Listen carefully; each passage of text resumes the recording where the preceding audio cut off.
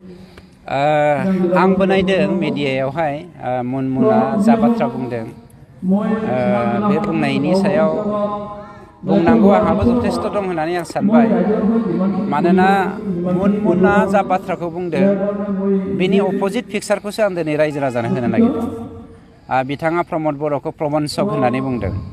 प्रबन्सकआ सोर बेखौथ' जों बयबो मिथिखागौ। दिनै प्रबन्सकखायनो सासे उन्दै गथ' होननानै गावखौ साननानै लाग्रा मुनमुन ब्रह्मआ दिनै सासे MCLA हिसाबैबो आरो लाइसन अफिसार हिसाबैबो मोननै दरमाबो जागासिनो दङ। थारमाने बेबायदि मानसि जाय सासे आइजोआ गभर्नमेन्टखौनो थगायनानै मोननै पेमेन्ट जानो हायो। बेफोरबायदि आइजोआ रायजो राजाखौ माबायदि थगायनो हागोन जों बयबो सानना नायनायनि सम मोनसे फैबाय। आरो मोनसे बाथ्राखौ जों बुंनो हायो, बिनि बिगुमै हाग्रामाया मुनमुन ब्रह्मआ जे होनदों हत्या यज्ञ लीलाया दिनै प्रमद बर' बिथांनि दैदेननायाव BTR सरकारावहाय बा BTC हालामावहाय बांसिन जाबाय होनदों। आं मोनसे खोथाखौसो बुंनो नागिरदों। थांनाय 17 बोसोराव BPFनि दिनाव हाजार जोंनि सेंग्रा सिख्लाफोरखौ पुलिस मिलिटारि लगायनानै हाग्रामाया गावथारहोदोंमोन। थामहिनबा BPFनि समावहाय हाजार मानसिफोरा थैनि बानाखौ बोहैनो गोनां जादोंमोन। 2 नाम्बाराव जोङो मोनसे बाथ्राखौ बुंनो हायो, हाग्रामानि दिनाव ओरैबायदि मोनसे असान्ति सृष्टि जादोंमोन, जाय असान्तिनि थाखाय गासैबो जाति जनगोष्ठियानो BTRआव थानाय मोनफ्रोमबो हारि हारिसायानो दिनै सान्थि रायजो जानो हायाखैमोन। गिलुं जादोंमोन। 2008आव 2012आव 2014आव जेसेबां माने माहारियारि माने थैनि बाना बोहैलायनाय आरो गावजों गाव बिदा फंबायनि थैनि बाला बोहैलायनाय, बे दिनाथ' बांसिन माने मेक्सिमाम होनना बुङा जों 100% हाग्रामानि दिनावनो जादों। प्रमद बर' बिथांनि दैदेननायाव दाखालि सासे सिखावखौ आसाम पुलिसा जा इनकाउन्टारनि गेजेरजों सिथारदों, बे इनकाउन्टाराव दाय गैयै सासे सुबुङा इनकाउन्टाराव गोग्लैदों। बेनि थाखाय जोंबो दुखु फोरमायो। खिन्थु बे नङा जे बै समाव हाग्रामानि थोननाय बायदियै बा हाग्रामानि सरकारनि दिनाव मुसलमानजों बर'जों, मुसलमानजों आदिबासिजों, मुसलमानजों बा बर'जों सैलायै थैनि बाहा बोहैलायनाय बायदि जोंनि दिनाव मालाबाबो जायाखै आरो जों बेखौ मालाबाबो जानो होआ। मानोना हाग्रामाया जोंनि प्रमद बर' बिथांनि दैदेननाय जि सान्थिनि सोरखार, सान्थिनि हालाम, बेखौ असान्थि खालामहोनो थाखायनो बाथा बायदि खर' गैयै सासे सुबुंनि दैदेननायावबा बेखौ दैदेनहोनायनि गेजेरजों जोंनि गेजेरावहाय थैनि बाना बोहैहोनो नागिरदोंमोन। आरो दिनैबो बे बाथाखौनो बाहायनानै हाग्रामाया जौ जुवा दाइस बायदिसिना बियो एन्टि ससियेल एलिमेन्टफोरखौ जानो थांहोगासिनो दङ। गतिके बिनि थाखाय जोंनि बे हालामखौ असान्थि सृष्टि खालामनो नागिरग्रा मुनमुन ब्रह्म आरो बिनि बिगुमैया दायनिगिरिया जों बेखौ कन्डेम खालामो। 3 नाम्बाराव बिथाङा मोनसे बाथ्राखौ होनदों, दिनै प्रमद बर'आ साख्रि होनो हायाखै।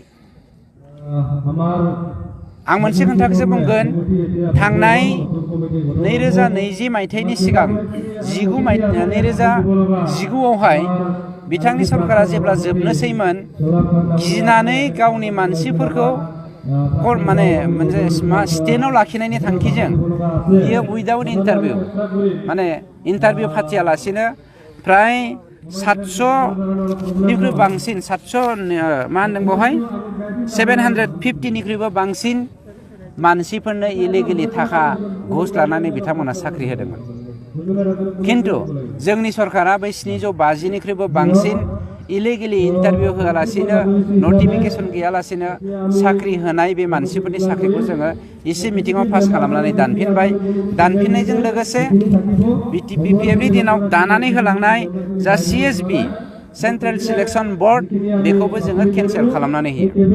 दानिया बाथ्राया फैदों 2020 मायथाइनि 26 आगस्तखालि निरेन चन्द्र राय होननाय सासे सेन्ट्रेल सिलेक्सन बर्डनि मेम्बारा गावसिनि सेन्ट्रेल सिलेक्सन बर्डखौ जोङो सिफायनानै होनायनि थाखाय बिथांमोना हाइकर्ट केस होयो। आरो बे हाइकर्ट केस होनायनि थाखाय जोङो नैबे थांनाय 2 बोसोरावहाय हाइकर्ट केसा सोलिबाय थानायखाय जोङो सेन्ट्रेल सिलेक्सन बर्डनि गेजेरजों जोङो दिनैसिम 3rd ग्रेड आरो 4th ग्रेडनि साख्रिखौ जोङो इन्टारभिउ फाथिनानै होनो हायाखै। हायो हाग्रामा बायदि 2 नाम्बारि गोसोनि बा मुनमुननि बा बिनि बिगुमै हाग्रामानि बायदि जों 2 नाम्बारि गोसोब्ला दाबो जों रोजा रोजा मानसिनो मास्टार रल साख्रिखौ होनो हायो। खिन्थु जों मास्टार रल साख्रिखौ होनानै जोंनि बे देरफुनाय लेखा गोरों सेंग्रा सिख्लाफोरनि जिउखौ बरबाद खालामनो नागिराखै। बेनिखायनो दिनै जोंनि समाजाव बिथां मुनमुन ब्रह्म बुंनाय बायदि जोङो मा होनो बियो होनदों जोङोलायनो इन्जिनियारिं खालामनो नागिरदों बा मेडिकेल कलेजाव फरायहोनो नागिरदों बोरो माथो सासेबो हायाखै होनदों।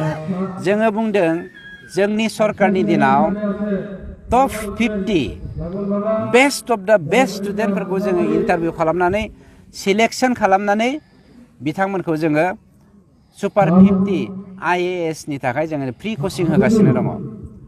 टप 50 हायार सेकेन्डारि साइन्सआव पास जानाय गथ'फोरखौ जोङो फ्रि कचिं होनानै बिसोरो माबोरै इन्जिनियारिं आरो मा होनो मेडिकेल कलेजावहाय एडमिसन लानानै गोरलैयैनो इन्जिनियारिं आरो MBBS पास जानानै जोंनि हालामखौ सिबिनो हागोन बेनि थाखाय जों राहा लामा लादों। खिन्थु मुनमुन ब्रह्म बिथांखौ आं खावलायनो बुंनोसो नागिरदों नोंनि बिगुमाया थांनाय 17 बोसोर जौ जुवानि मेला ड्राग्सनि मेला आरो बायदिसिना एन्टि ससियेल एलिमेन्टनि अनगायै जेबोखौनो मावाखैमोन आरो नोंबो मुनमुन ब्रह्मआबो जे बेनि भागिमोन दिनै बे बाथ्राया स्पष्ट जानानै फैदों। बेनिखायनो सिबिजाथाव जोंनि बिटिआरनि साफ्रोमबो रायजो राजाखौ आं बेखौसो फोरमायनो नागिरदों दिनै जि हत्यालिला जादों होननानै बुंदों जोंनि गेजेराव जा सरकारा मा होनदों साख्रि होआखै होननानै मुनमुन ब्रह्मआ अजद दैखांदों। बेनिफ्राय जोंनि जा लेखा गोरों सेंग्रा सिख्लाफोरखौ मा होनो इन्जिनियारिं फरायनायनि थाखाय बा मेडिकेल साइन्स फरायनायनि थाखाय बा IAS जानानै जोंनि हालामखौ दैदेननायनि थाखाय जोङो जा सुबिदा खालामनो नागिरदों बेनि हेंथायै जोंनि समाजखौ गाज्रियै माने दैदेनलांनायनि जा बिथाङा थुलुंगानायजों समाजखौ बोखेनानै लांनो नागिरदों बेखौ आं कन्डेम खालामो आरो कन्डेम खालामनायजों लोगोसे भबिष्यताव नोङो सासे सिबियारि समाज सिबियारि जानो लुबैदोंब्ला मोजां रावजों मोजां मिजिंजों समाजखौ थुलुंगा आं बेखौसो खावलायदों। मानोना नोंनि नंगुमैया थांनाय डिसेम्बर 2 बोसोरावहाय सानसेबो एसेम्ब्लियाव मिटिं खालामबा गाफैफेराखै। एसेम्ब्लियाव गायैनि थांखियानो जादों नोंनि बिगुमैया जे सान्तिखौ हजम खालामनो हायाखै, नोंनि बिगुमैया जे जौगानायखौ हजम खालामनो हायाखै, नोंनि बिगुमैया जे जौ जुवा ड्राग्स मेला बायदिसिनाखौ फोजोबनायखौ हजम खालामनो हायाखै बिनि जानानै नोङो एडभकेसि खालामनाया जोंनि थाखाय लासिंसिं बाथ्रा। प्रमाण दङब्ला जों होनो थाखाय खावलायो मुनमुन ब्रह्मखौ। मुनमुन ब्रह्मखौ आं बेखौसो बुंनो नागिरो थांनाय 17 बोसोराव BPFआ जाबायदि जाख्ल'दों बे जाख्ल'नायनि हाइ कर्टनि जा जाज बे बावैसोनो होनो थांगासिनो दङ।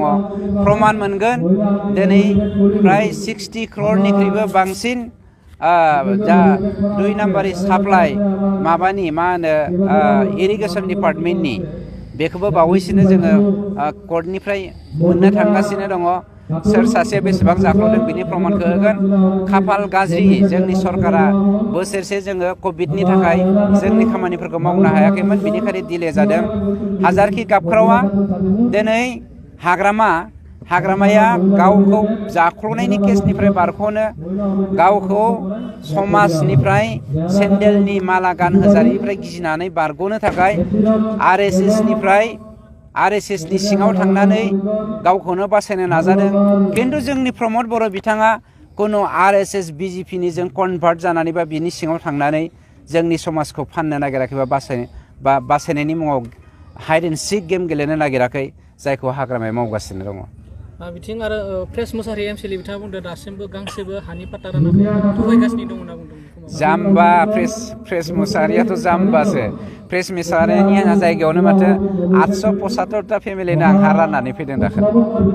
प्रेस मुसाहारिनि जायगायावनो 875टा फेमिलि। जाम्बाया निउस नाया नामा बेलाय? आरो बिसिनि MLA मा नाम मोनलाय प्रेसनि MLA सरन सरनानै बेयो गावनो राननो मोनदों। फट'आनो दं आंनियावनो फट'कपियानो हाजार हाजार मानसिया लेन्ड मेलानि गेजेरजों दिनै हा मोनदों। BPMनि समावथ' कुनु मुसलमाना हा मोनाखैमोन, कुनु आदिबासिया हा मोनाखैमोन, गासैबो हानि मोन्थाइनिफ्रायनो जानगारदोंमोन। जोंथ' दिनै केबल बर'निल' नङा, बिटिआरआव थानाय साफ्रोमबो बिटिआर बासि जायफ्रा आयेन बायदियै बिटिआरनि मानसिफोर बिसोरो जों हानि मोन्थाइखौ होगासिनो दङ। जोबथा कुइसन मुनमुन ब्रह्मआ बिटिआरनि चिफ प्रमद बर'खौ बिटिआरनि नंगौना नङा सन्देह दं होनना बुंबावदों। गावनो नंगौना नङा गावखौ प्रकास खालामबोथों बियो, गावखौनो बुंबोथों मुनमुना बिटिआरनि नंगौना नङा। मानोना मुनमुना बहा हाबा जाहैदों बहा मादों बिनि माबाखौ सर्सखौ नोंथांमोना लाग्रोनानै कुइसन खालामबा साबसिन जागोन।